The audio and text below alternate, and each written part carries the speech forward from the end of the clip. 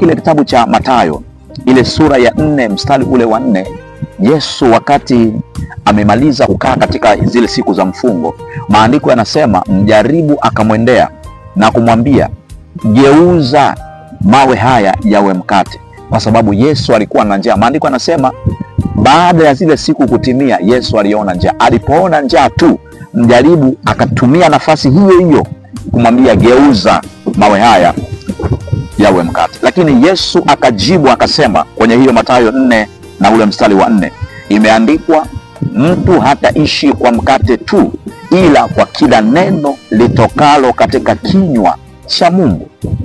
Kwa hiyo adui alihangaika na njaa ya utu wa nje wa Yesu, lakini hakujua kwamba Yesu ni zaidi ya kila kitu. Yesu anaona zaidi ya ambavyo upeo wa adui ulivyo.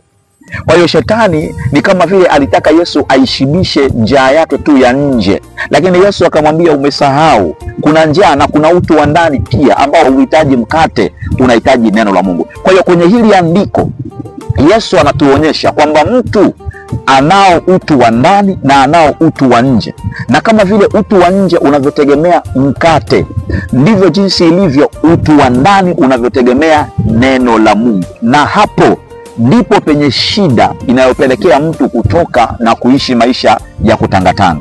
Bwana Yesu asifiwe.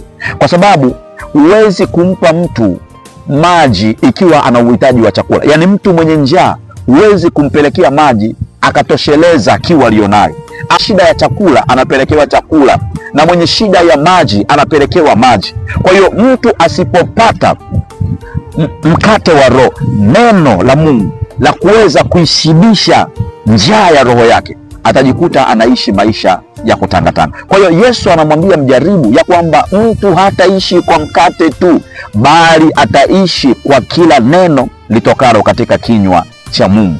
Kwa hiyo kama vile ambavyo mtu wa nje anategemea mkate, chakula, pia mtu wa ndani anategemea neno la Mungu. Hawa wote wawili, mtu wa nje na mtu wa ndani, wanakula.